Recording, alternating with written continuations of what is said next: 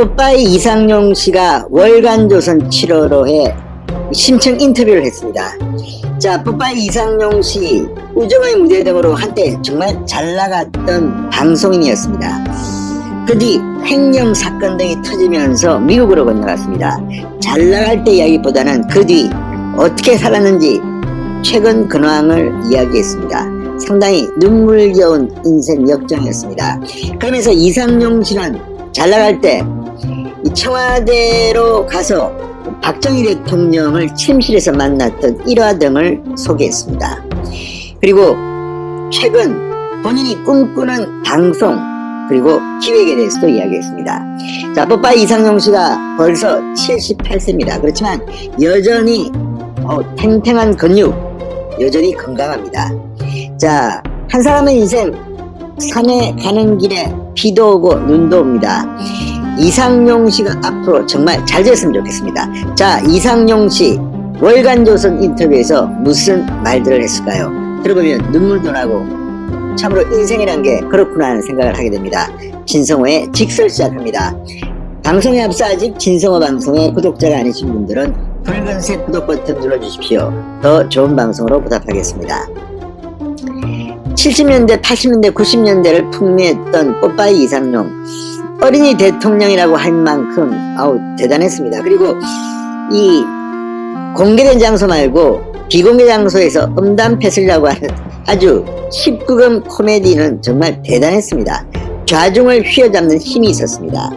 자, 이상용 씨 어린이 시절 이야기, 방송 데뷔, 한국 어린이 보호회 활동, 그리고 어린이 보호회 후원금 횡령 의혹으로 고통을 받았던 일, 그리고 재기 스토리를 이야기했습니다. 자, 이 이상용 씨는 우정의 무대로 거의 폭발적인 인기를 모았던 MBC의 대표적인 방송인이었습니다. 그렇지만 횡령 사건이 터지면서 이 96년 11월 여의도의 목욕탕에서 잡혀갔다고 합니다. 그리고 그 뒤 상당히 암운이 드려집니다. 우정의 무대는 폐지됐고 이상용 씨는 미국으로 건너갔다고 합니다.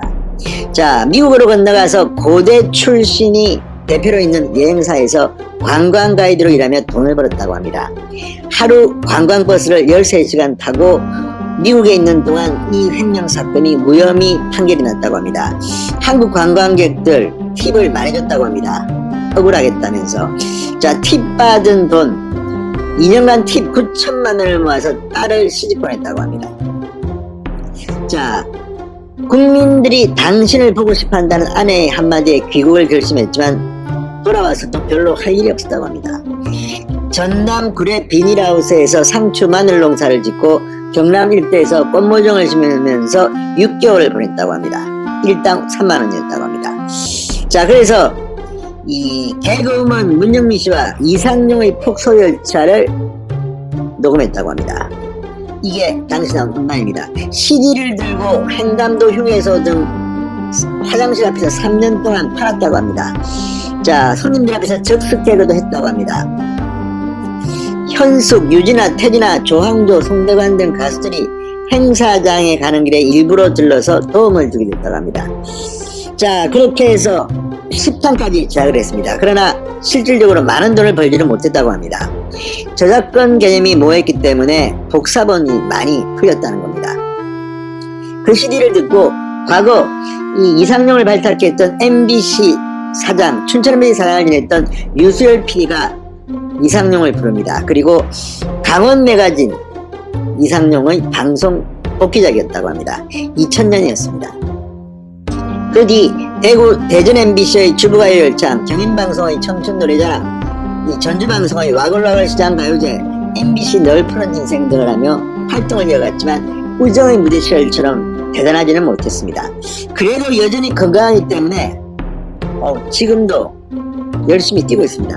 한때 한 달에 강의를 50여 차례 다니면서 왕성하게 다녔습니다. 그러나 코로나19가 터진 뒤 다리 묶여 있다고 합니다. 2월에는 계단에 넘어져 다리가 부러지는 일도 있었다고 합니다. 자, 그럼에도 불구하고 2023년에는 8순 기념으로 자서전 살아보니 인생 별것 아니더라 집필을 하고 있다고 합니다. 자, 이런 걸 보면 이상용 씨는 그래도 건강합니다. 나이와 관계없이 맹렬하기 때문입니다. 그러면서 과거를 회상합니다. 자, 유명인들과의 교분을 이야기하는데 역시 코믹하게 이야기합니다. 김수환 추기경님 앞에서 신부하시길 잘했어요. 그 얼굴에 누가 시집오겠습니까? 라는 코미디를 했고, 또 박정희 대통령 침실에서 개그를 한 적이 있다고 털어놨습니다. 박정희 침실의 개그, 이거 뭐 상당히 재밌습니다. 자, 유경수 여사의 청으로 청와대로 갔다고 합니다. 김희갑 선생 등과 함께 3차례 청와대를 방문한 적이 있다고 이상용 씨는 털어놨습니다. 자, 각하가 취기가 있고 힘들어하시니 푹 주무실 수 있도록 우스운 얘기 몇 개 해달라는 말씀이었다. 그래서 품격 있는 19금 이야기도 하고 잠드시는 것 같아가 깨면 다시 들어가 또 웃겨드렸다고 합니다. 그러면서 이상용은 껴있는 말도 합니다. 박정희 대통령이 파한대서 하시는 모습을 침실에서 본 사람이 몇이나 되겠습니까? 정말 몇이나 되겠습니까? 이상용 씨는 그런 경험이 있는 겁니다. 아무튼 이상용 씨를 직접 만나보신 분들은 알 겁니다. 그냥 늘 웃음이 나오게 만듭니다. 그런데 이상용 씨의 성향은 여러분 아시다시피 자유우파입니다. 그래서 박해를 받고 있다는 이야기도 들립니다. 자, 방송가에서 산전수전 공중전을 다 겪었는데 앞으로 기회가 주어진다면 무슨 프로그램을 하고 싶냐 물으니까 바로 나옵니다. 100세 이상 어르신들을 모시고 진행하는 프로그램을 하고 싶다고 합니다. 제목은 너희가 100살을 알아? 이런 제목이라고 본인이 말합니다. 자, 어쨌든 이런 이상용의 꿈이 이루어질 수 있기를 기대해봅니다. 이런 프로 만들어도 잘 될 것 같은데 정권이 바뀌면 나올 수도 있겠습니다. 지금 분위기에서 이상용 씨의 이 투철한 안보관 이런 것 때문인지는 모르지만 아무튼 잘 안 풀리는 것 같습니다. 자, 10년 이상 진행한 프로그램만 7편이 넘는 전설적 사회자입니다. 자, 이상용은 어떤 사회입니까? 이렇게 물으니까 이렇게 답합니다.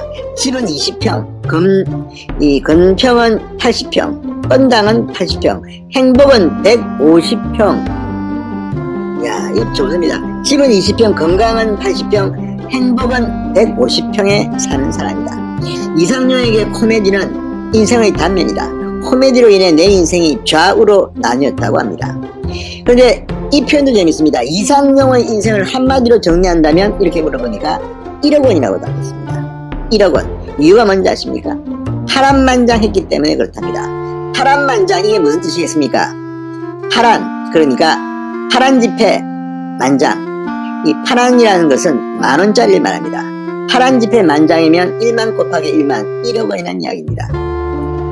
웃기는 이야기입니다. 파란만장했기 때문에 파란 돈 1만원권이 만장이다.